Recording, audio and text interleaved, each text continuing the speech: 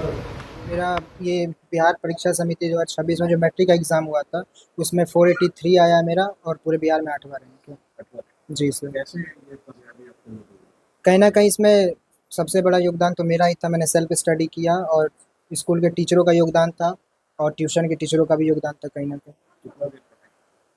पढ़ाई तो हम अब स्कूल जब जाते थे उस समय मेरा रूटीन कुछ और था, जब स्कूल छोड़ दिए उस समय मेरा रूटीन कुछ और रहा। एप्रोक्स तो हम 8 से 9 घंटे डेली पढ़ते थे, कंटिन्यू ये चीज़ था मेरा।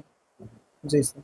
टॉपर्स से कितने अंक चूक गए? टॉपर से मेरा शायद 9 अंक चूक गया, 9 अंक, 9 से पीछे।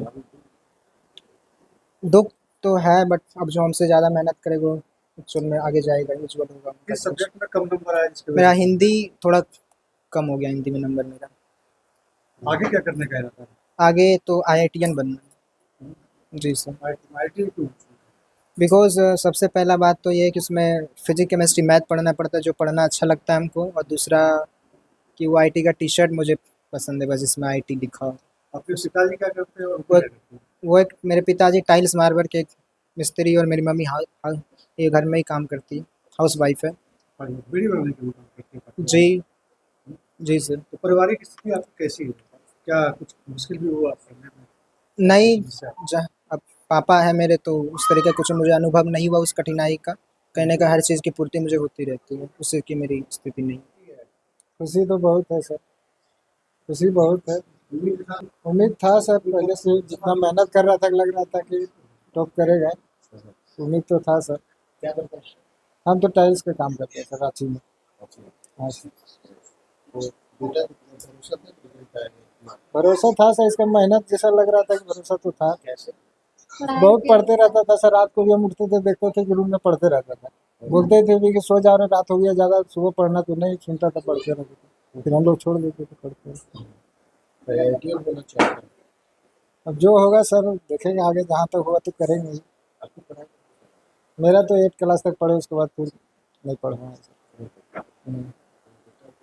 टॉप 10 में लगा। हाँ तो ठीक है, और भी आगे पढ़ेगा सर, पढ़ाई में कोई दिक्कत नहीं है। तो क्या बेटा आपका टॉपर हुआ है, टॉप 10 में जगह बनाया, कैसा लग रहा बहुत अच्छा लग रहा है सर। है? उम्मीद थी? उम्मीद थी, बच्चा पढ़ाई के अनुसार से उम्मीद बहुत थी। आप कितना तक पढ़ी है? हम पढ़े लिखे नहीं हैं सर। ना नहीं सर।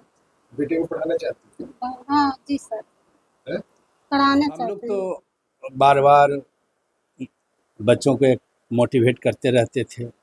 यह लड़का शुरू से ही बहुत ही एक्स्ट्रा था और हर चीज़ में इसका गतिविधि बहुत अच्छा था। चूँकि हम लोग बचपन से प्रथम क्लास से हम लोग यहीं पढ़ा है। ऐसा नहीं कि बहुत सारा बच्चा होता बाहर से रहता, नाम लिखा हुआ था, लेकिन ये विधिवत इसी प्रथम क्लास से लेकर के 10th क्लास तक इसी विद्यालय में शिक्षा ग्रहण किया।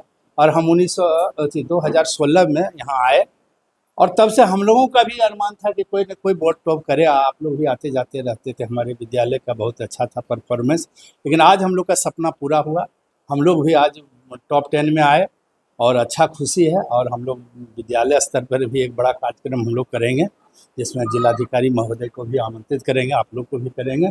एक भव्य कार्यक्रम करेंगे ताकि आने वाले बच्चे भी, इससे पहले 95% बच्चा लाया था, 474, इस बार उसको भी रिकॉर्ड तोड़ा और अब 483 नंबर ला करके 8वां स्थान प्राप्त किया बोर्ड में। हम लोग बहुत गौरवान्वित हैं। हमारे सभी शिक्षक, खास करके जो हमारे अनिल जी अभी हम लोग के बीच में नहीं हैं, वो ट्रांसफ़र हो गया, उनका अहम भूमिका है। ज्योति जी हैं, इनका ही बहुत ज़्यादा भूमिका है, बहुत मेहनत करते हैं। हमारे सारे विद्यालय के टीम एकजुट होकर के मेहनत किए और आज उसका यही परिणाम है कि हम लोग आज, वह सपना आज साकार हुआ जो हम लोगों ने सपना देखा था गूगल डी में आकर के। और आगे भी हम लोग प्रयास रखेंगे कि टॉप में हमारा बच्चा ये सुपर को लेकर क्या उम्मीद थी? कैसे किया ये सब कुछ, कैसे हुआ? बिल्कुल, जब 9th क्लास से ही ये एक बहुत अच्छा स्टूडेंट था और इन्होंने एक टारगेट बेस पर काम किया और शुरू से ही इन्होंने एक अलग तरीके से काम किया। सिलेबस को अच्छी तरह से पढ़ना, उसको परखना और टीचर के साथ साथ ये सेल्फ स्टडी पर बहुत विशेष ध्यान दिया। और इसका मोटो ही था शुरू से आईआईटीएन बनना। तो हम लोग अपना प्रयास किए, लेकिन इसका हकदार जो भी है ये खुद है बच्चा, क्योंकि हम लोग इसका श्रेय नहीं ले सकते, क्योंकि मेहनत जब तक बच्चा नहीं करेगा तब तक इसका श्रेय हम लोग नहीं ले सकते। हम लोग शिक्षक हैं, गाइडलाइन देते हैं, प्रयास करते हैं, लेकिन मेहनत बच्चों को करना होता है।